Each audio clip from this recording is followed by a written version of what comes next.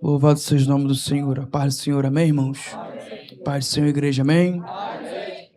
Abra comigo, irmãos, por favor, o primeiro livro de Crônicas, seu capítulo, o capítulo 13. Enquanto você acha, eu quero aqui louvar ao nome do Senhor Jesus pela rica oportunidade que a nós é concedida de poder, irmãos, retornar aqui nessa casa, nessa data festiva, irmãos, de aniversário desse departamento de jovens. Que Deus possa abençoar a vida de vocês. Vocês estão muito bonitos e bonitas. Amém? Aqui nesse momento, agradeço também aos pastores dessa casa, bom, pela confiabilidade que a nós é outorgada de assumir essa santa tribuna, a liderança dos jovens também, pela confiabilidade do convite, e também, irmãos, externar, irmãos, o meu pedido de perdão, saí cedo de casa, irmãos, mas teve jogo no Maracanã, Fluminense e Vasco, parou tudo, irmãos, eu fiquei preso muito tempo ali naquele trânsito, e quando eu consegui sair daquele trânsito, acabei pegando uma blitz, irmão, então parou mais ainda. Peguei tudo, mas louvado seja o nome do Senhor. Eu consegui chegar, irmãos, até aqui na noite desse dia. Então, que Deus possa continuar abençoando a tua vida, a sua casa, a sua família aqui nessa noite. Amém? Primeiro livro dos Crônicas, irmãos, seu capítulo 13. Eu vou ler a partir do verso 6, que diz assim, queridos, a palavra do Senhor.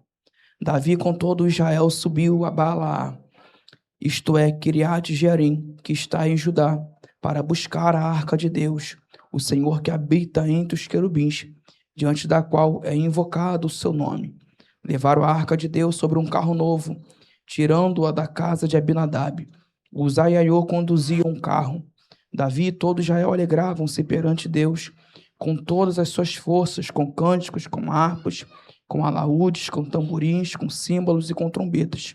Chegando à eira de Quidom, estendeu Uzá a mão para segurar a arca, porque os bois tropeçavam. Acendeu-se a ira do Senhor contra Uzá, e o feriu por ter estendido a mão à arca. Por isso morreu ali diante de Deus. Então Davi irou-se, porque o Senhor havia ferido Uzá. Por isso chamou aquele lugar Pérez Uzá, até o dia de hoje. Verso 12. Davi temeu a Deus naquele dia e perguntou: como levarei a arca de Deus? Capítulo 15, verso 2 em diante, diz assim: então disse Davi: ninguém pode levar a arca de Deus, senão os levitas, porque o Senhor os escolheu para levarem a arca de Deus e para o servirem eternamente. Ajuntou Davi a todo Israel em Jerusalém, para trazer a arca do Senhor ao seu lugar que lhe tinha preparado. Verso 11. Chamou Davi os sacerdotes Zadok, Abiatar e os levitas, Uriel e Asaías, Joel, Samaías, Eliel e Abinadab. E lhes disse: vós sois os chefes das famílias dos levitas, santificai-vos vós e vossos irmãos, para que façais subir a arca do Senhor, Deus de Israel, ao lugar que lhe tenho preparado, visto que não levaste da primeira vez. O Senhor irou-se contra nós, porque não o buscamos da forma correta. Assim santificaram-se os sacerdotes e os levitas para fazer a arca do Senhor, o Deus de Israel, subir a arca do Senhor, o Deus de Israel. Amém? Pode se assentar, irmãos, nessa noite, no nome do Senhor Jesus. Amém? Se o tecladista puder nos ajudar, nós agradecemos nessa noite. Queridos, eu tenho uma plena certeza no meu coração, é que aquela que me antecedeu, ela foi muito feliz no tocante à temática aqui dessa festividade. E, na verdade, tal temática, ela é de suma importância para o nosso tempo, visto que, em alguns lugares, não se tem se dado a real prioridade acerca do que é e da necessidade de se ter a presença de Deus no nosso meio. A Bíblia Sagrada, nesse livro de 1 Crônicas, capítulo 13, é o real paralelo do que acontece segundo Samuel, capítulo 6. Os autores vão escrever uma mesma narrativa, somente com algumas discrepâncias, a saber, o nome da localidade, assim sucessivamente. E quando eles escrevem essa realidade, e essa realidade só vai estar acontecendo porque lá atrás na história houve um equívoco no tocante de como podia usar-se e carregar a presença do Senhor. Quando o período dos livros dos juízes acaba e é introduzido o início para iniciar-se, assim eu posso dizer, a monarquia, Deus vai levantar um último juiz em Israel, a saber, Samuel. E no período que Samuel ainda é uma criança, a Bíblia vai dizer que havia 3 sacerdotes que lideravam em Siló, a saber, Eli, o sacerdote, que até então também era juiz sobre Siló, sobre Israel, e os seus filhos Ofni e Finéias. Até que a Bíblia vai nos dizer que vai ter guerra entre Israel e os filisteus. E como houve uma matança de 4.000 homens do povo de Israel, o povo de Israel vai pensar em si juntamente com Ofni e Finéias, que poderiam usufruir e levar a presença de Deus, a saber, a arca da aliança, até o meio da guerra. A consequência disso é que há mais uma vez uma grande matança do povo de Israel, ao ponto de que caem 30.000 homens, cerca de 30.000 homens de infantaria de Israel, e a arca da aliança ela é tomada pelos filisteus. Vai ter um homem benjamita que ele consegue retornar da guerra, a fim de trazer a notícia a todo o povo do que havia se sucedido na guerra. E esse homem vai conclamar a cidade, tudo o que havia sucedido, tal matança que havia acontecido, os filhos de Eli que haviam morrido e a arca da aliança que havia sido tomada. Tal informação vai trazer um grande alvoroço sobre a cidade, ao ponto de Eli, sendo já ele velho, por cerca de 98 anos, o mesmo tendo seus olhos obscurecidos pela velhice, vai querer entender que tipo de alvoroço era aquele. E esse tal jovem benjamita chega até Eli e vai o informar que no meio da guerra Israel foi submetido, que em meio à guerra Ofni e Finéias foram mortos, a saber, os seus próprios filhos, e que a arca da aliança fora tomada. A Bíblia é enfática em dizer que quando ele ouve que houve matança, ele não tem, irmãos, ele não esboça nenhuma reação. Quando ele ouve que Ofni e Finéias, que eram seus filhos, também morrem, ele também não esboça nenhuma reação. Mas quando a informação de que a presença de Deus, a arca da aliança, fora tomada, é a Bíblia que diz, no capítulo 4 do livro de 1 Samuel, que ele cai da cadeira, quebra o seu pescoço e morre, ao saber da informação que a presença de Deus tinha sido tomada, levada, tirada do meio do povo. Esse mesmo povo que agora está sem presença, esse mesmo benjamita que tem informação, quando traz a informação, a nora de Eli, que estava grávida de um filho, a Bíblia que diz que ela não tem reação enquanto ela ouve que Ofni e Finéias morreu, mas quando ela ouve que a arca é tomada, a dor é tão grande ao ponto que ela entra em trabalho de parto, e entrando em trabalho de parto, ela vai gerar um menino e vai dar o nome a esse menino de Icabod, ou Icabod, que quer dizer foi-se a glória de Deus. Perceba que não houve naquela cidade tamanha dor de perda a não ser a da presença. O povo entendeu e aceitou a perda em matança dos 30.000 homens de infantaria, ainda mais os 4.000 que haviam sido mortos na primeira batalha. Mas quando o povo entendeu que a arca tinha sido tomada, que a presença de Deus tinha sido arrebatada do meio deles, o povo entra em desespero, porque nós conseguimos viver sem um pai, nós conseguimos viver sem uma mãe, nós conseguimos viver sem um cônjuge, nós conseguimos viver sem um emprego, nós conseguimos viver de porta fechada, nós conseguimos viver, irmãos, comendo pão e água, mas o ser humano não tem condição alguma de viver sem a presença de Deus. A dor da perca da presença, ela tem de ser em nosso coração tamanha ao ponto de nos causar desespero. Eu vejo o livro de Salmos, se eu não me engano, Salmo 51, Davi, quando ele peca, ele entra na presença de Deus desesperado, e ele vai dizer: Deus, não retire de mim o teu espírito, crie em mim um novo coração, um coração puro e reto, e não arranca de mim o seu espírito, porque ele entende que reinado passa, que trono passa, coroa passa, mas uma vida sem a presença de Deus é algo que não dá para se viver. Essa arca, quando ela é tomada,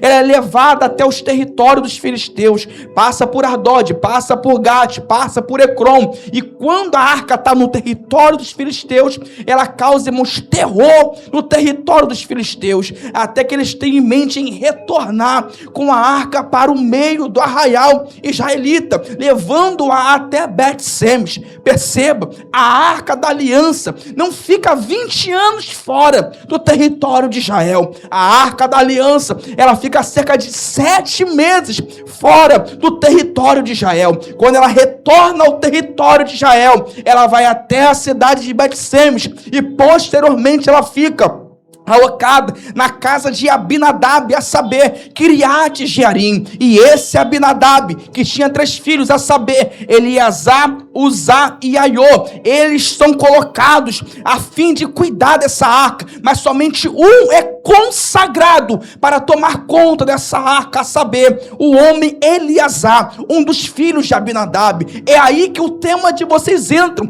porque a arca não está longe, a arca está perto, a arca não está distante, a arca está na cidade, a arca não está num lugar desconhecido, a arca está num lugar conhecido, a arca não está cercada por um exército filisteu, a qual os impede de o buscar, não, a arca está exatamente no território do povo. O povo sabe aonde a arca está, mas o povo não busca. O povo sabe exatamente como chegar até a arca, mas o povo não tem preocupação de ir até aquela localidade para usufruir do que a arca poderia dar até a eles. Portanto, nós vamos perceber no capítulo 13 do livro de 1 Crônicas, Davi vai dizer: nos levantemos e busquemos a arca do Senhor e a trouxemos a Jerusalém, porque não a buscamos nos dias de Saul. Os dias de Saul equivale mais ou menos a 40 anos de reinado, um tempo a qual o povo sabia onde a arca estava, sabia como chegar até ela, mas não quiseram usufruir do que a arca poderia dar a eles. E é isso que me espanta, porque os dias de hoje não nos é diferente. Nós sabemos como buscar, nós sabemos como acessar, nós sabemos onde está, nós sabemos como nos achegarmos até ela, mas temos tantas demandas em nossa frente que nós olhamos e dizemos: é melhor deixar a arca um pouquinho de lado e vivermos a nossa vida, é melhor deixarmos a presença um pouquinho de lado e fazermos os nossos afazeres. Mas eu vim aqui hoje em Benfica, na comunidade do Arará, pregar para uma juventude e dizer: não adianta saber onde está se não se dispõe a buscar, não adianta saber como chegar se não se dispor a buscar. Deus não quer uma geração que sabe, Deus quer uma geração que busca. Deus não quer um povo teórico, Deus quer um povo que põe joelho no chão e tem em seu coração o mesmo desespero que o salmista tinha ao escrever: assim como a corça anseia pelas correntes das águas, a minha alma suspira por ti, ó Deus. Nós sabemos onde está, nós sabemos como chegar, e o que falta para chegar lá é somente ir, se adequar, se dispor para ter de volta. Só que tem um porém: eu preciso obedecer o tempo que foi proposto.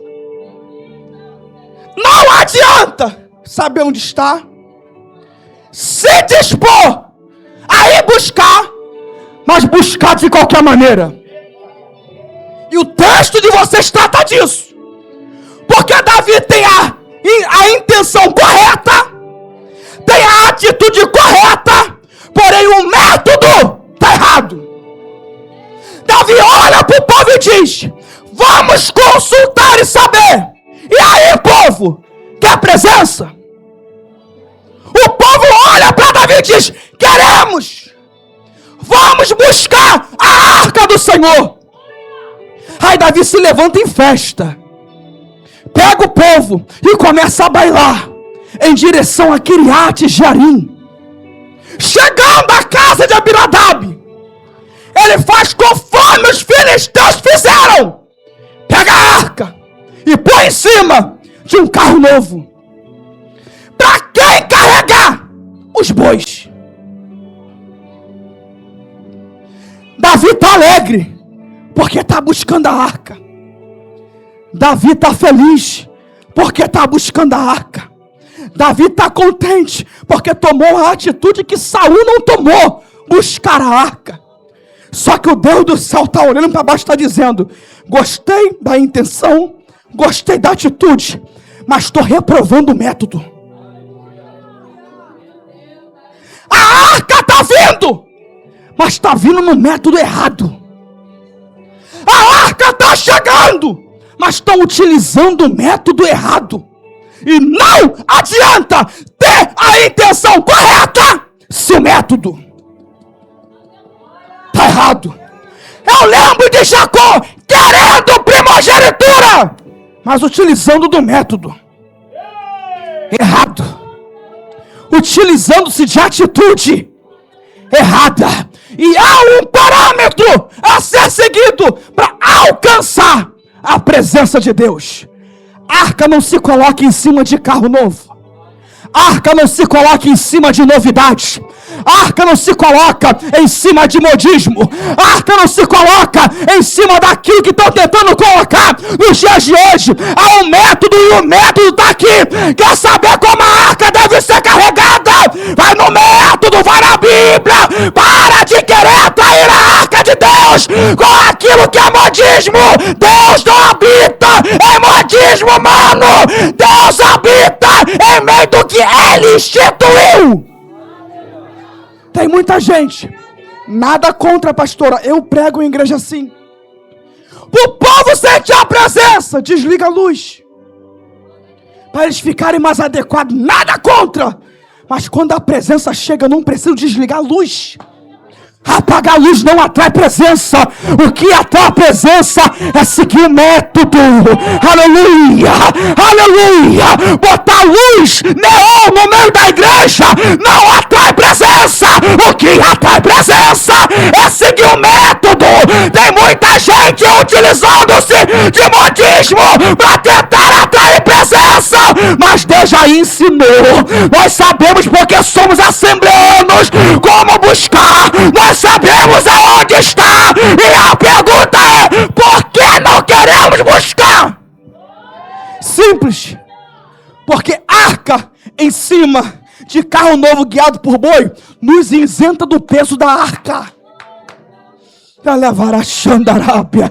Ou você acha que a presença não tem peso? Ou você acha que não é pesado carregar a presença de Deus? Ou você acha que não exige de nós noites mal dormidas, de busca de jejum e oração, aleluia, dias meditando na palavra do Senhor? Mas Deus está dizendo aqui nessa noite: não se isente do peso dessa presença, porque quando ela desce é bom marchar, quando ela desce é bom rodar, quando ela desce é bom chorar, mas carregar o peso dela, aí que é complicado. E Deus está dizendo: tire essa arca do boi e carrega o peso dela. Preciso terminar. Vai botar em cima de carro novo. E qual é o problema de querer colocar em cima de novidade? É que quando está fora do parâmetro, o novo tropeça.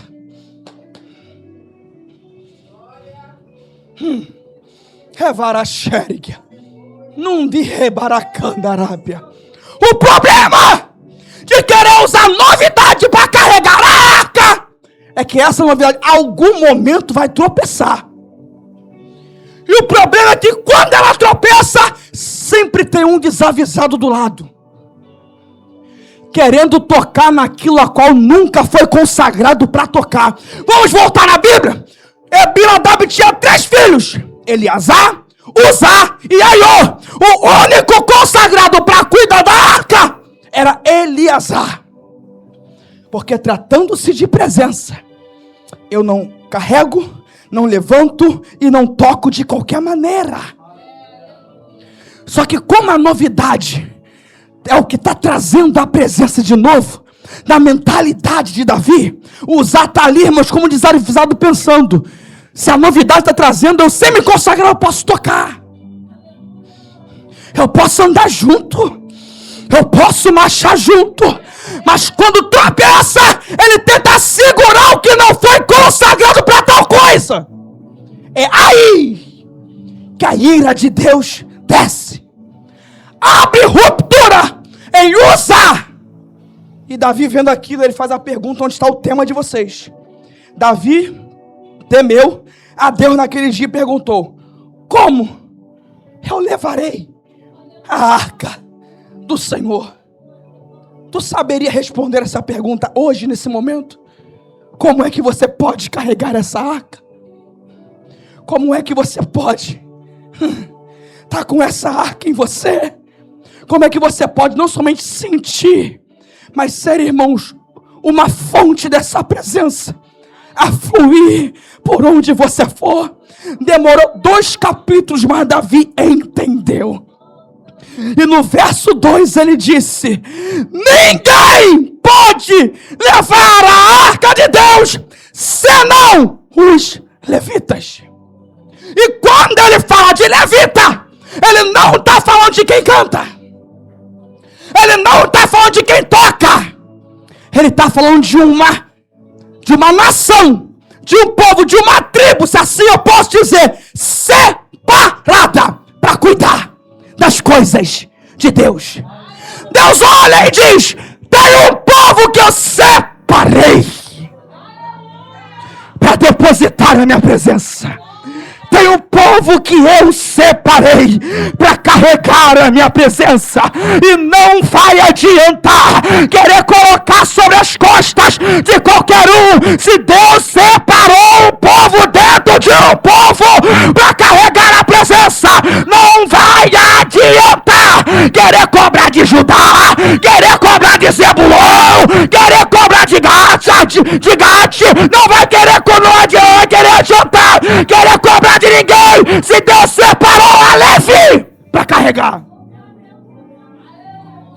Quando Davi entende isso, ele olha e diz: vem, levitas, vamos agora buscar a presença do Senhor.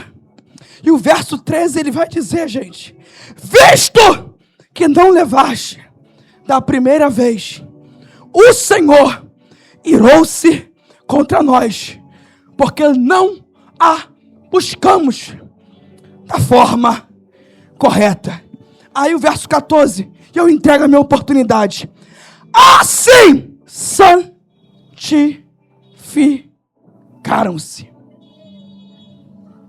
pois os sacerdotes e os levitas, para fazerem subir o quê? A arca do Senhor, Deus de Israel. Lembra no capítulo 13?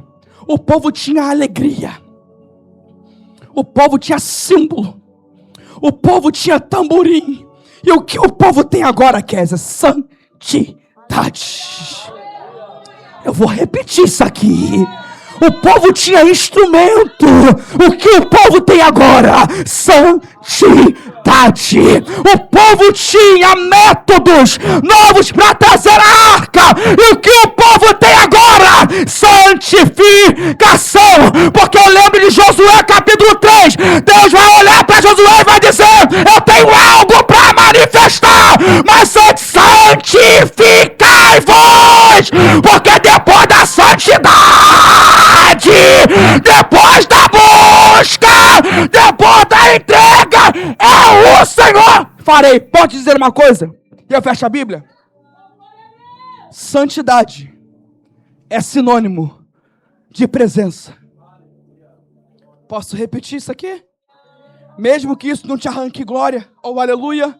Santidade é sinônimo de presença. Caralupó é sinônimo de presença. Separação é sinônimo de presença.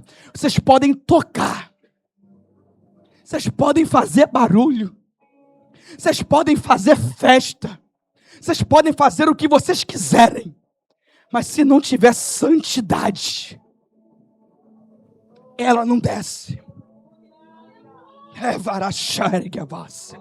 Se não tiver uma preparação antes, ela não desce. Há um método que não é cantar bonito, que não é tocar bonito, que não é botar roupa bonita, que não é fazer uma maquiagem impecável, como eu estou vendo de muitas meninas aqui. Não é fazer um na régua, que nem eu estou vendo de muitos meninos aqui. Há algo que chama a presença de verdade. que é o quê? Santidade. Santidade. E respeitando o horário. Se coloca de pé, por favor. Tentei resumir o máximo, irmão, mas entregar o que Deus deu. Se coloca de pé, por favor. Se você puder e tiver intimidade, comunhão com quem está do teu lado, dá a mão para ele e para ela, por favor. Isso. Fecha teus olhinhos bonitos. Por favor. O que Deus quer nessa noite é santidade. Feche teus olhos, por favor. O que Deus precisa nessa noite, para que a presença desça na sua essência, para que ela te abrace, irmão, de forma íntima, é santidade. Você consegue entender isso? Você consegue se aproximar de Deus nessa dimensão? De falar, Deus, eu prefiro entrar no ambiente que vai me separar, me santificar, para ter a sua presença, do que viver à mercê do que o mundo pode me ofertar. Conversa com teu Deus nessa noite. Você tem 3 minutos para falar com seu Deus, para entender o que foi pregado aqui nessa noite. Eu não sei se você vai chorar, eu não sei se você vai rir, eu não sei se você vai se arrepiar, ou se você não vai sentir nada, mas o que Deus está dizendo nessa noite é: existe uma prerrogativa para a presença descer, e é santidade. Santidade. Santidade. Santidade. Se for de se arrepender, agora é o momento. Se for de pedir perdão, agora é a hora. Se for de pedir ajuda ao Espírito Santo, agora é o momento. Porque eu sei que no momento que Ele vê, aleluia, a porta da santidade ser aberta, algo será liberado sobre as nossas vidas aqui nessa noite. Não depende do meu grito, porque eu sei que eu grito. Não depende dos instrumentos, porque os instrumentos te levam a isso. Não depende da Kézia que vai louvar, porque ela tem graça de Deus. Depende da sua intenção de querer a santidade em detrimento de tudo aquilo que o mundo oferece para ter a presença de Deus. Você quer? Santifica-me. Isso. Purifica-me. Fala com teu Deus nesse momento. Senhor.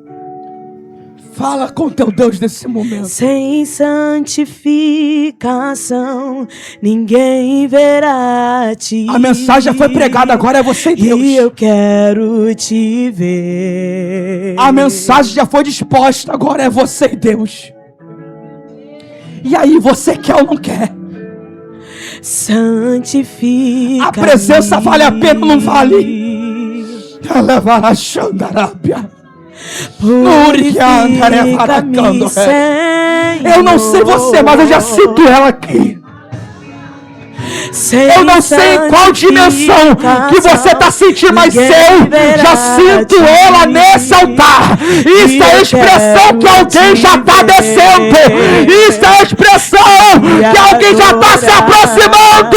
Isso é a expressão que alguém já entendeu a mensagem dessa noite. E a presença de Deus está sendo liberada nesse lugar. Mostra-me tua glória.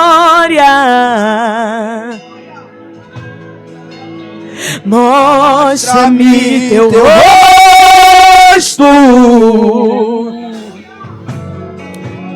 Mostra-me tua face, amado meu. Tu és a minha vida, o ar que eu respiro,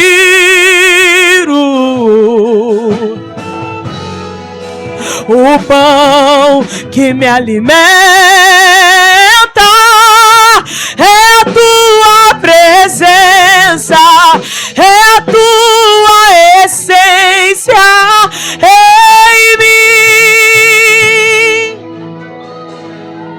Repete isso. Mostra-me tua glória. Você quer ver a glória? Mostra-me teu rosto. Você quer ver o rosto de Deus? Mostra-me tua face amada. Já bateu no horário, mas tem algo de Deus aqui, irmãos. Há um mistério de Deus aqui nessa casa. Há um envolvimento do alto sobre esses jovens. Há um negócio que acabou de descer aqui dentro dessa casa. Há um mistério de Deus aqui nesse ambiente. Se tem coração que prioriza a presença, ela desce. Se tem coração que quer a presença, ela se manifesta. Envolve. É a tua essência. Recebe esse envolvimento. Recebe esse toque.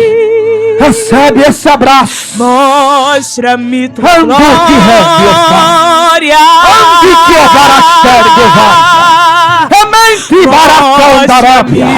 você que está em cima, tem presença de Deus aí em cima também, porque o Deus que eu conheço entendeu a proposta e ele veio.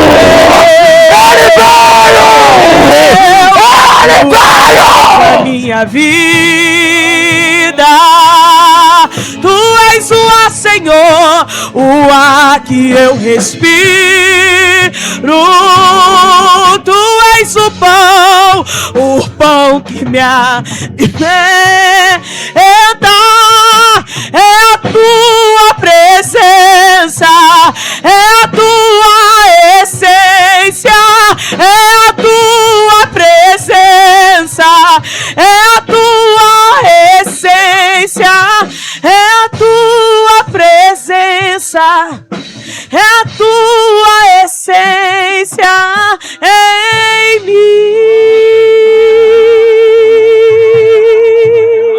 Glória a Deus. Em mim.